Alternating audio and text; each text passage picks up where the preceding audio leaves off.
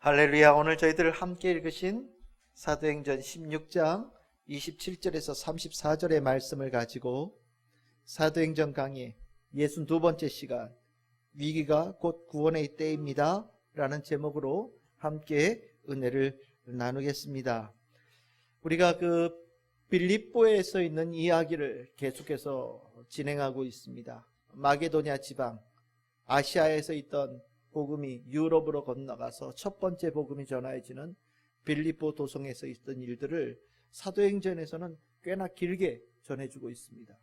그만큼 이 빌립보에서 있었던 일들이 굉장히 상징적인 일들이고 또 의미가 깊기 때문에 하나하나 그 이야기를 놓치지 않고 우리에게 전해주고 있는 것이 아닌가라는 생각이 듭니다. 빌립보에서는 만나는 모든 이들에게 각기 조금 다른 모습으로 회심의 역사, 구원의 역사가 이루어졌습니다. 루디아는 말씀을 들을 때에 깊은 성령의 감동하심 속에 예수 그리스도의 믿음을 믿게 되어지고 구원을 얻게 되어지는 은혜를 입었고, 또한 그 다음에 등장했던 귀신 들린 여종은 바울이 전하였던 예수 그리스도의 이름에 능력에 힘입어서 그의 삶에서 귀신이 떠나가는 것을 통해 자유케 되어지고 구원을 얻는 은총을 받았습니다. 이 두 사람은 좀 특이한 케이스라고 볼 수 있겠습니다. 유럽 땅에서 하나님을 믿는 자, 하나님을 알고 있는 유대인을 만난다는 것 그렇게 쉬운 일이 아닌데, 루디아는 이방인이었지만 하나님을 이미 알고 있었기 때문에 바울이 전한 예수 그리스도의 복음을 듣고서, 말씀을 듣고서 그의 심령에 귀한 성령의 역사가 일어날 수 있었습니다. 반면에 귀신 들린 여종은 그의 영혼이 완전히 사단에 먹힌 상태였기 때문에 그녀에게는 조금의 자유도 없었고 그녀 자신도 그녀를 어찌할 수 없는 상황 속에서 바울은 예수 그리스도의 이름을 전하는 것을 통하여서, 능력이 나타남을 통하여서 강제적으로 그 귀신이 떠나가고 깨끗해지는 역사를 입었습니다. 이 두 가지 다 극단적인 경우라고 하겠습니다. 그렇다고 한다면 그냥 대부분의 보편적인 경우, 하나님을 이미 알고 있는 상태도 아니고 이렇게 귀신에 사로잡혀서 자기 인생을 자기 마음대로 하지 못하는 상태도 아닌, 하나님을 알지 못하면서 그냥 평범하게 살아가는 대부분의 사람들은 과연 그러면 이 예수 그리스도의 복음을 어떻게 받아들일 것인가? 오늘 이 함께 읽었던 이 간수, 옥을 지키는 이 로마 군인의 이 회심의 과정에서 우리가 보통 알고 있는, 많이 경험하는 대다수에게 일어나는 회심의 일들을 우리는 보게 됩니다. 바로 어떤 경우냐? 인생의 위기 속에서 예수 그리스도의 이름으로 구원을 얻게 되어지고 회심을 하게 되어지는 일이 일어난다라는 거죠. 위기, 인생의 위기. 이 인생의 위기는 회심하게 되어지는 가장 보편적이고 또 하나님께서 역사하시는 중요한 자리라는 것을 우리는 알아야 됩니다. 위기의 특징이 무엇입니까? 위기는 우리가 예측할 수 없는 갑작스럽게 찾아오는 특성을 가지고 있습니다.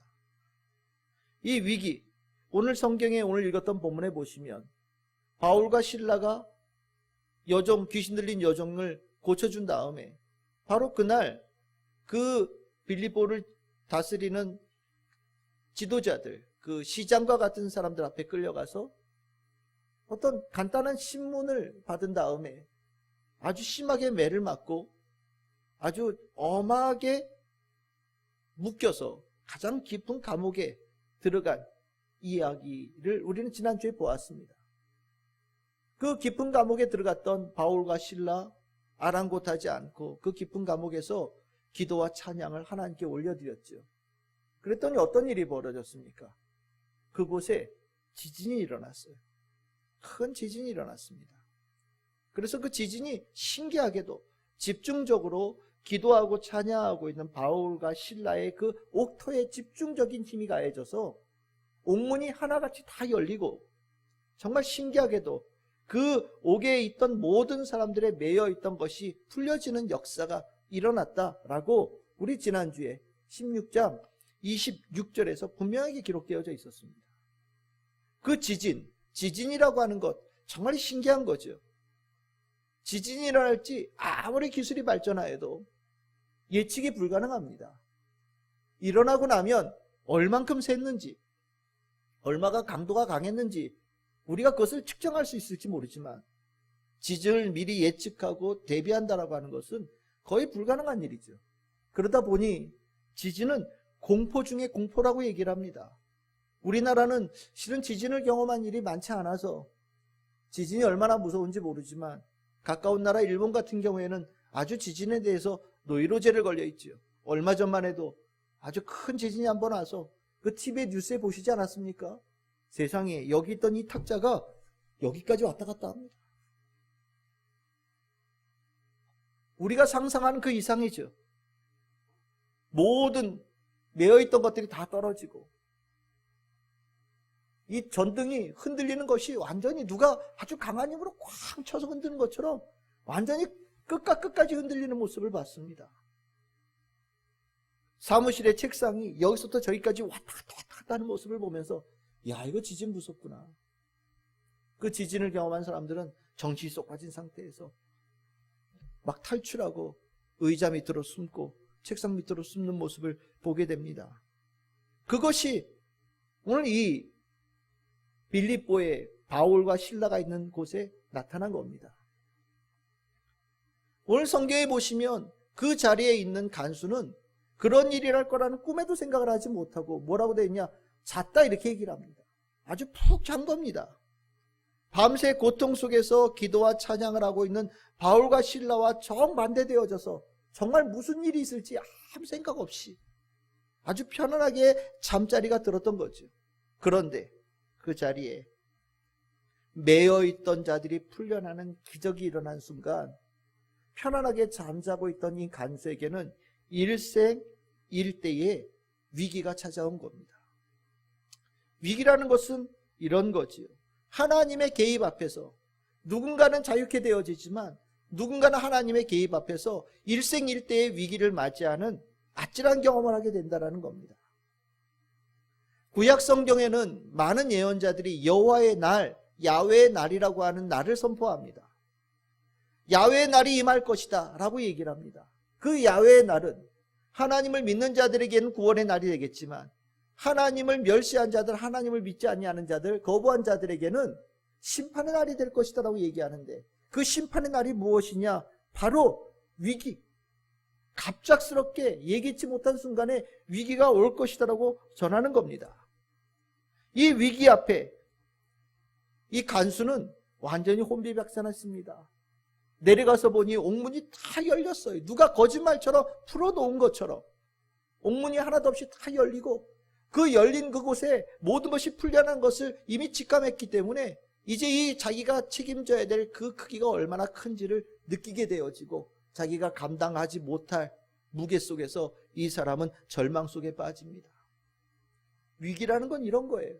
아주 갑작스럽게 찾아오는 특징을 가지고 있습니다. 하나님의 개입 앞에 가장 안전하다고 생각되어졌던 인생이 모든 것이 흔들리는 경험을 하게 되는 특징을 가지고 있습니다. 또한 위기는 또한 어떠한 특징을 가지고 있느냐? 위기는요, 단순한 위험과는 차원이 다른 거예요. 이 위기라고 하는 것은 죽음에 대한 인식으로 곧바로 이어지게끔 만드는 특징을 가지고 있습니다. 왜 지진을 무서워합니까? 죽을 것 같다는 생각이 들기 때문입니다. 우리가 단순하게 좀 위험한 것 같아, 좀 아플 것 같아, 이건 위기라고 생각하지 마십시오. 위기는 죽음을 느끼게 하는 거예요. 오늘 이 간수, 모든 옥문이 열리는 것을 보고 난 다음에 자기가 가져야 될 책임이 엄중함을 깨달은 이 간수는 그 자리에서 뒤도 돌아보지 않고 칼을 빼서 자결하려고 생각합니다. 그 위험이라고 하는 그 단어가 곧 죽음과 직결되어진다는 것을 깨닫게 되어지는 거죠. 여러분들, 이 죽음이라는 단어, 이 죽음은 멀리 있는 단어가 아닙니다. 살아있는 모든 것은 죽습니다. 이건 진리입니다. 생명이 있는 모든 곳에는 죽음이 붙어 있습니다. 마치 우리가 떨어뜨릴 수 없는 그림자처럼 살아있는 나에게는 죽음이라는 것이 늘 가까이 있어요. 붙어 있어요. 떨어뜨릴 방법이 없습니다. 그런데 우리는 그 죽음을 정말 두려워하고 너무 싫어하고 그것을 그래서 애써 잊고 살려고 얼마나 노력하는지 모릅니다. 죽음이 내 곁에 가까워 있지만 때로는 못 본 척하면서 지나가기도 하고 그 죽음을 잊기 위하여서 다른 것으로 즐거움을 찾거나 다른 것으로 내 관심을 돌리려고 하는 일들을 계속해서 진행해 갑니다. 그런데 이 위기라고 하는 이것이 내가 그토록 잊고 싶었던, 내가 애써 외면했던 그 죽음이라는 것을 내가 아주 절실하게 느끼게 되어지게 만드는 계기가 되어지게끔 만드는 때가 되어지는 거죠. 이 위기는 나의 그 불안하고 나의 그 불안전하고 죽음이 늘 내 곁에 있는 내 실존을 아주 깊이 깨닫게 하는 시기가 되어지는 겁니다. 이 위기 속에서 그 죽음을 온몸으로 부딪히고 공포와 극단적인 절망과 좌절 속에 들어가게 되어지는 경험을 이 위기는 우리에게 불러옵니다. 그럼 이 위기, 죽음이라는 것을 경험한 상황 속에서 죽음이 내 곁에, 내 가까이, 죽음이 나를 먹으려고 하는 그 상황을 내가 경험하면서 이 위기는 우리에게 또 하나의 새로운 모습으로 만들어가는데 그것이 무엇이냐면 위기의 자리에서 우리는 간절하게 소망하는 것이 하나 생깁니다. 그것이 무엇이냐면 구원에 대한 열망입니다. 내가 편안할 때는 구원이라는 단어가 의미가 없지요. 내가 배가 부른데 먹는 것이 무슨 의미가 있겠습니까? 내가 편안하게 사는데 나를 구원한다라는 것이 무슨 의미가 있겠어요? 그런데 위기의 상황 속에서 비로소 죽음이라는 것이 내 삶에 늘 언제나 붙어 있었다는 것을 깨닫게 되어지는 순간 우리의 마음속에 우리의 실존 깊은 존재의 본질 저 깊은 곳으로부터 단 하나의 단어가 떠올라요. 그것이 무엇이냐면 구원이라는 단어입니다. 그래서 곧 위기는 구원과 연결되어지는 특징을 가지고 있어요. 정말 내 마음을 다하여서 모든 것을 다 동원하여서 이 죽음으로부터 나를 건져낼 길을 찾고 구하고 매달리는 일들이 일어납니다. 오늘 이 옥문이 열리고 이제 자기가 책임져야 될 양이 얼마나 큰지를 깨닫게 되어진 이 로마 군인 이 간수장은 그 죽음의 위기 앞에 있는 자기의 인생 속에서 구원을 불러올 수 있는 하나의 소리에 집중하게 되어집니다. 칼을 빼서 가슴을 찌르려고 했던지 목을 찌르려고 했던지 알 수 없지만 그 모습을 위기 속에 있는 이 간수를 바라보고 있는 어둠 속에서 바라보고 있는 이가 있었죠. 그게 누구냐면 바울과 실라였습니다. 16장 28절에 보시면 죽으려고 하는 위기 속에 있는 간수에게 하나의 목소리가 들립니다. 내 몸을 상하지 말라. 우리가 다 여기 있노라. 여러분들이 이 목소리를 영화 같으면 아마 에코를 이만큼 넣어서 왕왕왕왕왕왕왕 이렇게 들렸을 거예요. 어떤 느낌이냐면 간수에게는 적어도 이 목소리가 저 감옥에 갇혀있는 죄수의 목소리가 아니라 위기의 상황 속에서 죽음 앞에 있는 자기에게 하늘로부터 내려오는 신의 목소리처럼 들렸을 것이 분명합니다. 다 불안해요. 지진이 나서 모든 사람들이 정신이 쏙 빠졌어요. 모든 삶의 흔적들이 다 흔들리는, 삶의 기반들이 다 흔들리는 어려움 속인데 정말 신기하게도 저 깜깜한 가장 깊은 감옥 속에 들어있는 그 자의 목소리는요 정말 차원이 달랐다는 겁니다. 정말 그 목소리에는 두려움이라는 건 요만큼도 찾아볼 수 없고요, 걱정도 요만큼도 찾아볼 수 없고요, 정말 조금도 미동도 없는 완전한 안전한 마음, 안전한 목소리, 그리고 이미 구원받은 자만 할 수 있는 그 평안함의 목소리로 위기의 상황 속에서 죽음 앞에 두려워 떨고 있는 간수에게 그 목소리가 전하여진 겁니다. 이 간수는 그 목소리에게 소망, 구원의 소망을 두기 시작했습니다.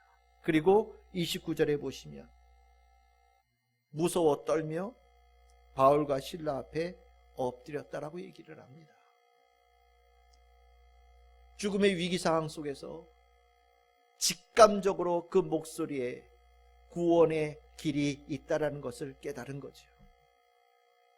그리고 그 목소리를 전하여 준 바울과 실라 앞에 두려워하며 엎드립니다. 그리고 30절에 이야기를 합니다. 선생님이여, 내가 어떻게 해야 구원을 받으리까? 여기서 이 선생님이라는 이 말은 실은 원문으로 보면 주여라는 말이에요. 그러니까 바울과 실라의 그 모습과 그 목소리에 마치 신의 능력이 있는 것을 느꼈다라는 겁니다. 구원의 역사가 일어나는 것을 이가 느꼈다라는 거예요. 그래서 무릎을 꿇고 묻습니다. 이 묻는 내용이 너무 중요해요. 저에게 혹시 구원이 필요하다고 생각되십니까? 이런 질문도 아니에요. 도대체 구원이 무엇입니까? 이런 질문도 하지 않았어요. 뭐라고 얘기합니까? 자기가 구원이 필요하다는 건 그 누구보다도 정확하게 알고 있습니다. 그리고 저 바울과 실라에게 구원받은 자에만 가질 수 있는 차원이 다른 모습이 있다는 것도 이미 깨달았어요. 그리고 나서 바울과 실라에게 이 간수는 간절하게 구합니다. 뭐라고요? 어떻게 해야 구원을 얻을 수 있습니까? 내가 구원을 받을 수 있는 방법을, 당신이 알고 있는 그 방법을 나에게 알려주십시오 라고 간절하게 부탁합니다. 이것은 굉장히 의미 있는 이야기예요. 우리는요, 당신은 구원받아야 될 존재입니다. 당신은 구원이 꼭 필요한 존재입니다. 이 설득하는데 굉장히 많은 시간이 걸립니다. 구원에 대한 이야기라면 많은 사람들이 나는 구원받을 필요 없어요. 그거 당신이나 하세요. 나 지금 잘 살고 있어요. 나는 구원이라는 단어가 절대 필요 나는 없는 사람이니 불쌍한 당신이나 구원받고 불쌍한 당신이나 구원받아서 더 나은 삶을 살아가세요. 그 얘기는 저 불쌍한 사람들한테 가세요. 그 얘기합니다. 그래서 이 구원이라는 이 구원받아야 될 존재의 이 자체가 그만큼 힘든 단어고 전하기 어려운, 설득하기 어려운 단어예요. 그런데 참 이 위기라는 것이 신기해서요. 긴 시간에 긴 말을 통하여서 가르쳐도 될까 말까한 구원에 대한 필요성을 위기의 상황 속에 있는 사람에게는 다 이미 넘어간 단계가 되어져서 가장 중요한 질문을 던집니다. 어떻게 하여야 구원을 받을 수 있습니까? 어떻게 해야 구원을 내가 얻을 수 있습니까? 라고 질문을 던지는 거예요. 이것은 모든 위기의 상황 속에 있는 사람들이 던져야 될 진정 중요한 질문입니다. 내가 어떻게 해야 구원을 받을 수 있느냐? 이 질문. 인생의 수많은 질문들을 던지며 살아갈 수 있는데 적어도 내 인생에 던졌던 질문 중에 이 질문은 반드시 모든 인생들에게 있어야 될 질문이라는 것을 여러분들이 아시기를 바랍니다. 위기라고 하는 것이 남의 이야기, 위기라고 하는 것이 어떤 특별한 사람에게 있는 이야기 아니에요. 위기는요, 모든 사람들에게 오는 거예요. 인생은 살면서 위기를 반드시 만나게 됩니다. 우리가 살아있기 때문에 죽음이라고 하는 인생의 위기는 벗겨낼 방법이 없어요. 오늘 내가 살고 있지만 내 삶의 죽음이 언제 찾아올지 모르는 겁니다. 옛날에 어르신들 족보를 보면 자식을 7을 낳고 8을 낳아도 족보에 올라간 자식들은 2명, 3명, 4명밖에 없는 집이 허다합니다. 왜입니까? 태어나자마자 많은 아이들이 죽었기 때문이에요. 그래서 한 1년, 2년 살고 그래도 살아남아 있으면 족보에 올립니다. 죽음? 갓 태어난 생명에게도 죽음은 있어요. 10년을 살았던 이 생명에게도 죽음은 있어요. 20년을 살든 30년을 살든 40년을 살든 다 똑같습니다. 장례식장을 갔다 오면 더 절실하게 죽음이라는 것이 얼마나 인생에 가까운지를 느끼게 되어지죠. 무슨 소리입니까?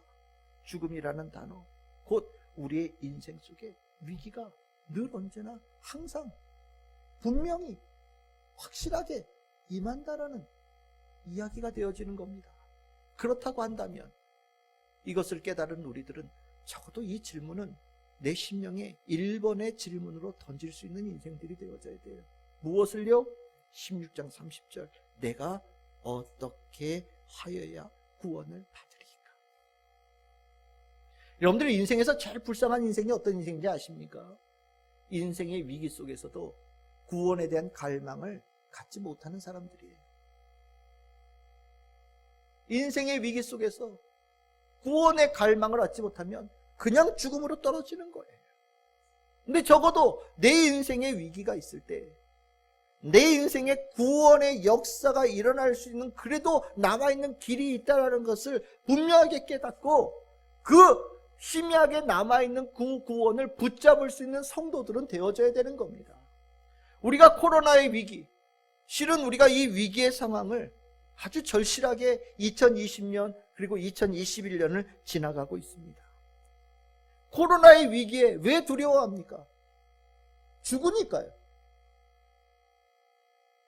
그냥 단순하게 좀 열나고 아프고 그 약 먹고 나으면 뭐가 걱정이 되겠어요? 그런데 코로나 약이 없대더라. 코로나 걸리면은 단시간 내에 갑자기 죽음으로 몰아가대더라. 아주 건강했던 사람도 코로나 바이러스라고 하는 그것에 감염이 되어지면 언제 그랬냐는 듯이 아주 야위어지고 갑작스럽게 힘이 빠져서 그 병균에 먹힌 자가 되어서 죽음에 가더라. 그러니까 다들 두려워하는 거 아닙니까? 무슨 소리입니까? 우리는요 2020년에 그 어느 때보다 인생의 위기, 이 죽음이라는 단어와 아주 가까이 지낸 거예요. 그런데 신기하게도 이 죽음이라는 단어를 그렇게 가까이 있음을 새삼스럽게 깨달았음에도 불구하고 구원의 길을 찾지를 않아요. 죽음이 내 삶에 그렇게 가까이 왔는데도 불구하고 어떻게 해야 이 죽음으로부터 구원을 얻을 수 있냐에 대한 질문을 던지질 않아요. 코로나 단순한 병균이 아닙니다. 정말 두려워해야 될 것은 코로나가 아니라 죽음이라는 것에 대한 인식이지요. 어떠십니까? 2020년에 여러분들이 죽음이라는 단어 앞에서 여러분들이 떠올렸던 것은 무엇입니까? 그냥 무서워, 걱정되어져요. 그래서 내가 사람도 만나지 못하고 나가지도 못하고 내가 했던 모든 것들을 멈추고 저 골방 안에서 벌벌 떨면서 혹시 어디서 병균 묻어왔을까봐 집에 들어가기 전에 온몸을 다 털고 물건은 저 이틀 동안 바깥에다가 두고 온몸을 마치 병에 걸린 사람처럼 온몸을 씻고 또 씻고 또 씻고 또 씻고 해도 늘 걱정되어진 상태로 살았다면 여러분들은 그냥 죽음의 위기 속에서 두려우면서 죽는 사람밖에 안 된 거예요. 하지만 적어도 우리는 죽음의 위기 상황 속에서 구원이 우리에게 있다라는 것을 아는 사람들 아닙니까? 구원이라는 단어가 여러분들의 심령 속에 분명히 새겨져 있으시지요. 그 구원의 단어가 있는 사람들인데 어떻게 그 죽음의 위기 앞에서 벌벌 떠는 것으로 인생을 그냥 시간을 허비해버리고 무기력하게 지낼 수 있었느냐? 이것은 실은 우리가 내 안에 진정한 믿음이 있느냐에 대해서 돌아보는 아주 심각한 질문이 되어져야 됩니다. 인생의 위기 앞에서 우리 크리스찬들은 내가 던졌던 질문 기억해내야 되고요. 만약에 그 질문이 없었다면 오늘 이 16장 30절에 있는 이 질문을 내 심령에 다시 새기고 던질 수 있는 자가 되어져야 돼요. 어떻게 하여야 구원을 받을 수 있습니까? 이 질문을 던질 수 있는 사람이 되어져야 됩니다. 이 간수는 정말 이 사람 복된 사람이에요. 여기 특징이 뭐냐? 이 간수 이름이 안 나와요.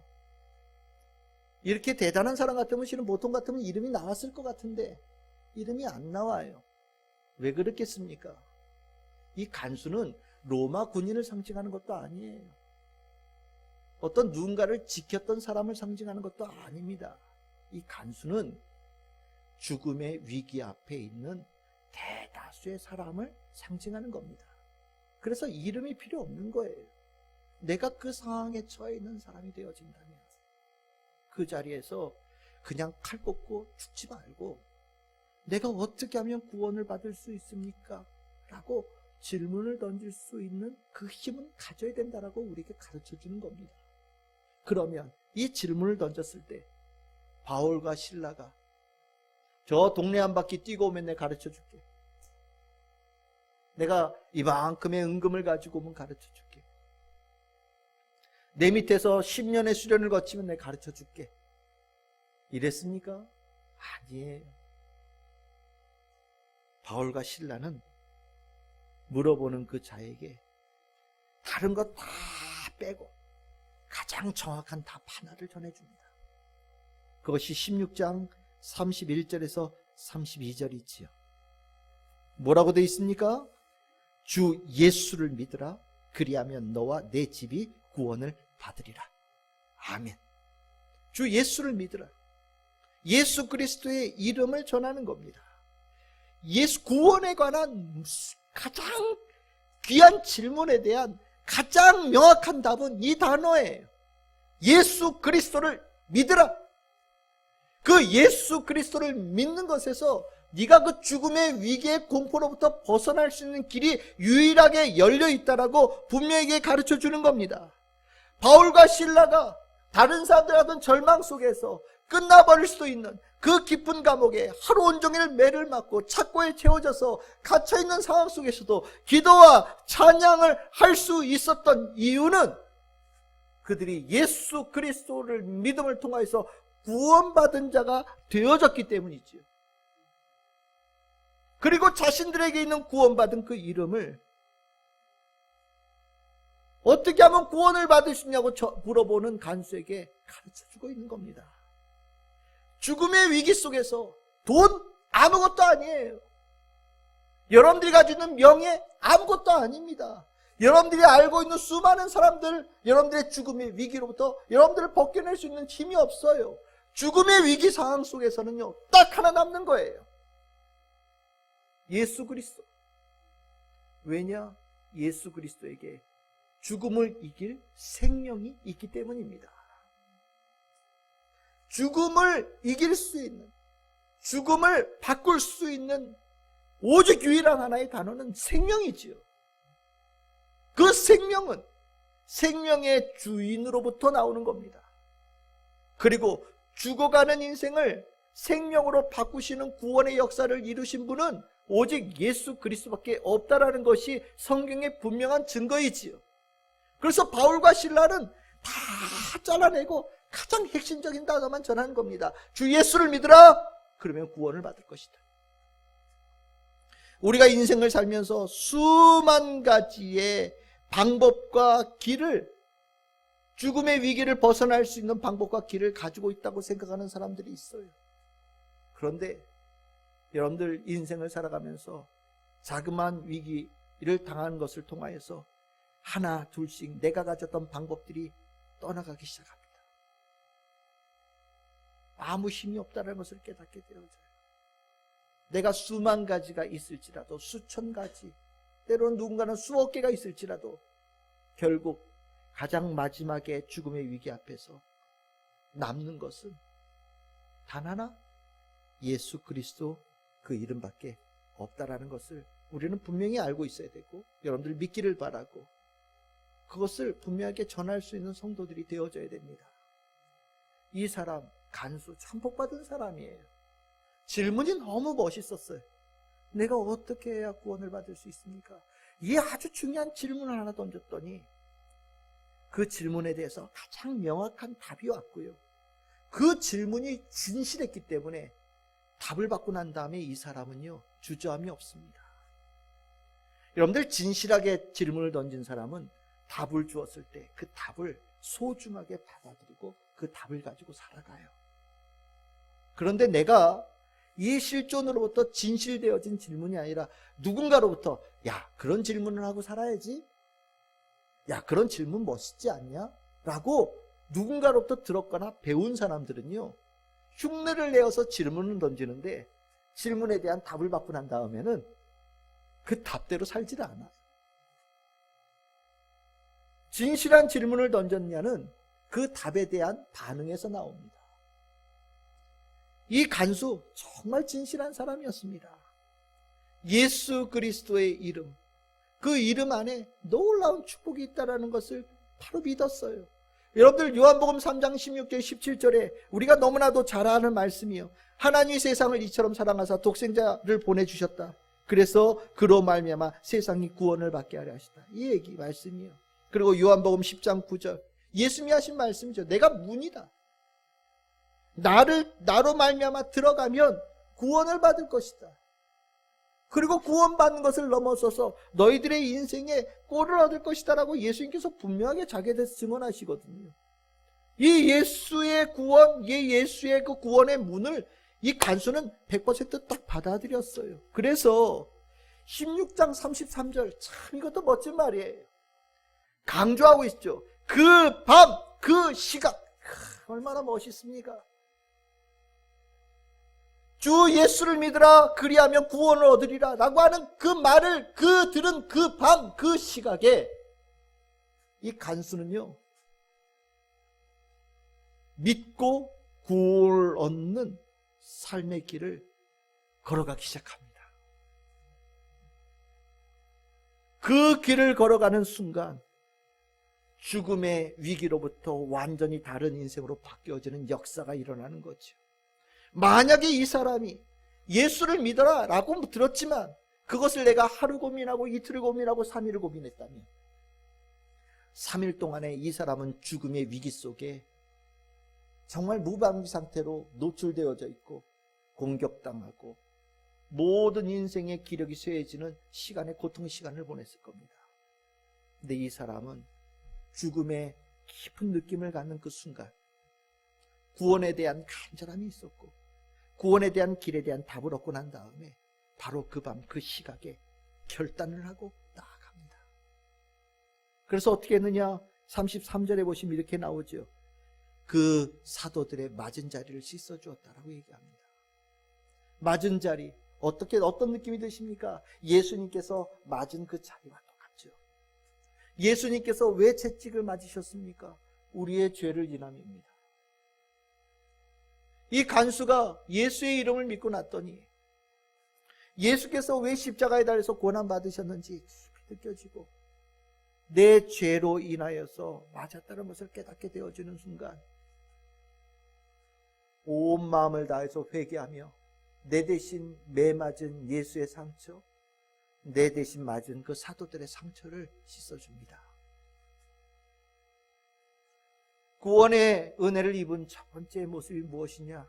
아주 깊은 회개가 있지. 내가 죽음이 가까이 있는 위기 속의 상황 속에 있는 인생인 줄을 내가 미처 몰랐습니다.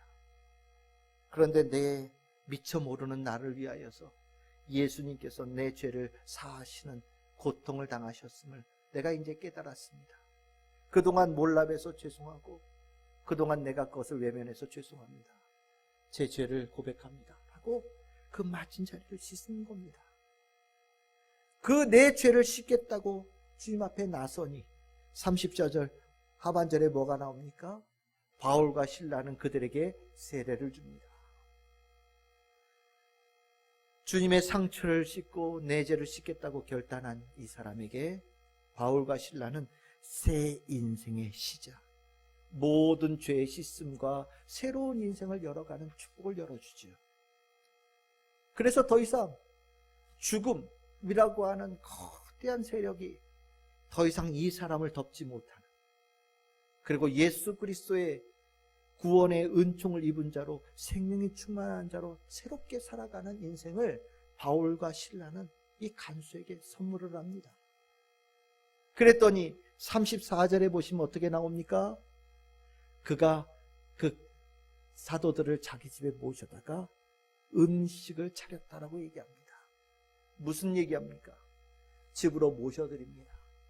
그 예수를, 하나님을 내 삶의 한가운데로 모셔드리고 그리고 하나님과 함께한 그 새로운 인생에 대해서 축하의 잔치를 벌입니다. 감사함이죠.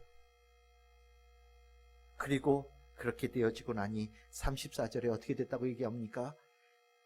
크게 기뻐하였다라고 얘기합니다. 잘 생각해 보십시오. 조금 전에 완전한 위기 속에서 죽음을 완전히 압도되어져서 모든 인생을 끝내려고 했던 가장 절망적인 사람이었습니다. 그 절망적인 상황 속에서 구원이라고 하는 이 단어 하나를 통하여서 예수 그리스도를 믿게 되어져서 이 인생이 완전히 순식간에 변한 거예요. 긴 시간이 요구되지도 않았어요. 그 밤 그 시각에 바로 조금 전에는 죽고자 했던 사람이 이제는 크게 기뻐하는 사람으로 완전히 변화되어진 역사가 일어난 거지요. 이 간수 어떻게 구원을 얻었습니까? 그 위기의 상황 속에서 구원의 때라는 것을 깨닫게 되어짐을 통하여 예수 그리스도를 믿어서 구원 얻은 자가 되어진 겁니다. 위기는 곧 구원의 때입니다. 모든 인생들에게 있는 위기는 곧 구원의 때입니다. 여러분들 찬송가의 가장 유명한 찬송가 중에 하나, 나 같은 죄인 살리신, 나 같은 죄인, 여러분 다 아시지요? 그 찬송가 작사가 존 뉴턴 목사님. 존 뉴턴 목사의 그 회심은 아주 유명하지 않습니까? 이 존 뉴턴 목사 원래 직업이 뭐였습니까? 노예상인이었습니다. 노예상인. 하나님 있는 사람 멸시하고, 하나님 있는 사람 멀리하고, 하나님 있는 사람 신앙 못 갖게 하려고 방해했던 사람 중에 한 사람이었습니다. 근데 어느 날 배 이름이 그레이하운드라고 하는 배입니다. 배를 타고 가다가 풍랑을 맞았어요. 대서양 한가운데서. 물이 배 위로 찰랑찰랑 넘쳐오기 시작하는 겁니다. 아무리 물을 빼도 배 위로 들어오는 물의 양을 감당할 수가 없어요. 죽었구나 라고 깨달은 겁니다. 난 이제 죽었구나. 그 죽음이라는 것을 인식하는 순간 이 사람 머릿속에 참 신기하게도 내가 죽고 나면 끝인가? 아니라는 생각이 든 겁니다. 죽고 나면 내 인생에 대한 평가가 있을 거라는 생각이 들기 시작했어요. 그럼 내 인생에 대한 평가를 누가 하시냐? 하나님이 하실 텐데. 그럼 하나님 앞에서 나는 좋은 평가를 받을 수 있는 사람이 될까? 머릿속에 떠올렸다는 겁니다. 아무리 생각해봐도 좋은 평가가 뭡니까? 낙제 중에 낙제지요. 그래 죽음의 위기 앞에서 구원을 부르짖은 거예요. 하나님 내 죄를 용서하여 주시고 나를 이 죽음의 위기로부터 건져내 주시기를 간절히 소망한 겁니다. 그랬더니요 기적적으로 풍랑 속에서 배가 침몰되지 않고 살아남았다는 거예요. 그래서 배가 아일랜드에 도착하게 됐을 때 이 사람은 하나님의 사랑으로 아일랜드에 도착을 한 겁니다. 그런데 이 위기에서 하나님에 대한 구원을 부르짖었는데 잊어버렸던 것 같아요. 그리고 나서도 노예상인으로 계속해서 다닌 겁니다. 그러다가 배 타고 또 노예 싣고 오다가 아주 극심한 열병에 걸렸대요. 그래서 중간 기착지에 그 항구에서 이 사람이 죽음의 위기의 열병에서 완전히 오늘 내일 하는 사람으로 죽어가고 있었다는 겁니다. 근데 그 죽음의 위기 상황 속에서 또 떠올린 거예요. 무엇을요? 옛날에 배가 침몰했을 때 하나님께 부르짖었고 하나님께서 자기의 기도를 들어주셨던 그 기억들. 그러면서 이 열병 속에서 하나님 제가 구원받은 자가 되어졌는데 잊어버리고 살았던 것 너무 죄송합니다. 저를 다시 한번 구원해 주셨으면 내가 다시는 잊지 않겠습니다. 기도했다는 겁니다. 그랬더니 정말 거짓말처럼 이틀 만에 열병으로부터 나았다는 거예요. 그리고 나서 이 사람이 하나님을 믿고 하나님을 전하는 사람으로 변화되어진 새로운 삶을 살았다. 그래서 자기의 인생을 많은 사람들에게 증거하고 다녔던 사람이 존 뉴턴 목사입니다. 그래서 이 사람이 가장 먼저 인생의 죽음의 위기 상황 속에서 하나님을 만났던 그날 1748년 3월 10일 바로 이 날이 어떤 날이냐? 나 같은 죄인 살리신 구원의 날. 1748년 3월 10일이 인생의 죽음의 위기에서 하나님 만난 날이라고 선포하고 다니는 사람이 된 겁니다. 존 뉴턴은 대표적인 사람이 있지요. 위기의 상황 속에서 구원의 때를 만난 사람입니다. 우리의 인생, 우리도 누군가는 인생의 위기의 상황 속에서 하나님 만난 자로 이 자리에 있으리라고 저는 생각되어집니다. 혹시 여러분들 중에 정말 주님의 큰 은혜를 입은 사람이라면 집안으로부터 내려온 그 신앙의 은혜로 믿음의 자리에 있는 자들도 있겠지요. 부모님의 믿음을 이어받아서 신앙생활하는 사람들, 가족의 기도와 축복 속에서 신앙생활하는 사람들, 복 중에 복입니다. 제가 인생의 모토가 뭡니까? 이제 유명하니까 다 아시죠? 가늘고 길게. 왜 가늘다라고 얘기하겠습니까? 인생의 위기에서 하나님 만나는 거 극적일 수는 있지만 아픈 거예요. 저는 실은 루디아처럼 하나님 만났으면 좋겠어요. 말씀 듣다가 이 안에 성령의 감동이 있어서 하나님 만나서 구원받을 신자가 되어진다면 얼마나 감사합니까? 저는 그게 제일 바라는 모습이에요. 모든 성도들에게 바라는 모습이에요. 하지만 모든 사람들이 그럴 수 없으니 아마 이 중에 위기의 상황 속에서 하나님 만난 사람들이 있을 거예요. 또 누군가는 더러운 귀신에 잡혀있는 상황 속에서 누군가가 전한 예수 그리스도의 이름 앞에 그 귀신이 떠나가고 구원받은 자가 있을지도 모르겠다는 생각도 듭니다. 빌립보에는 여러 가지 구원의 일들을 얘기해주고 있어요. 오늘 이 간수의 이야기를 보면서 우리는 눈여겨보아야 됩니다. 그리고 우리는 확신해야 돼요. 우리의 인생의 위기는 곧 구원의 때라는 것을. 그리고 누군가가 인생의 위기 속에 있을 때 내가 구원의 복음을 전할 수 있는 하나님의 목소리와 같은, 바울과 실라와 같은 목소리 복음을 전할 수 있는 자가 내가 되기를 소망하는 성도들이 되어져야 됩니다. 2020년, 2021년 정말 수많은 사람들이 인생의 위기에 노출되어질 거예요. 더 깊어지는 위기 속에 수많은 사람들이 가졌던 소망을 하나씩 놓아가면서 정말 인생의 민낯을 보게 되어지는 때가 올지도 모르겠다는 생각이 듭니다. 바로 이때가, 이 위기가 구원의 때입니다. 여러분들이 가지고 있는 믿음이 빛을 발해야 될 때고, 여러분들이 이미 구원받은 그 은총을 전해야 될 때입니다. 주님께서는 우리에게 그 일을 하라고 먼저 은혜를 주신 것이고, 우리에게 그것을 하라고 구원의 기쁨과 구원의 확신을 우리에게 주신 겁니다. 여러분들 주변에 위기에 처한 자들이 있습니까? 돌아보시기를 바랍니다. 그리고 위기에 처한 자에게 다가가서 구원의 때에 축복을 전하시기를 바랍니다. 모든 인생 하나님 없는 사람에게 위기는 끝이겠지만 모든 인생들에게 위기 속에서 하나님과 함께하는 그 자리는 놀라운 구원의 역사가 일어나는 복된 자리가 되어지는 겁니다. 주님께서는 그것을 우리에게 원하시고 그것을 우리에게 가르쳐 주십니다. 여러분들은 어떠십니까? 이 위기의 상황 속에 주의 복음을 전하는 복된 자의 삶을 사시겠습니까? 그 놀라운 축복의 삶을 여러분들이 살아갈 수 있기를 바랍니다. 우리 참 즐거운 게 성도들은 시시하게 비틀거리며 겨우 영적 카네다라게 하며 내가 구원받았나 구원받지 못했나에 대해서 고민하며 살아가는 성도들 아니기를 바랍니다.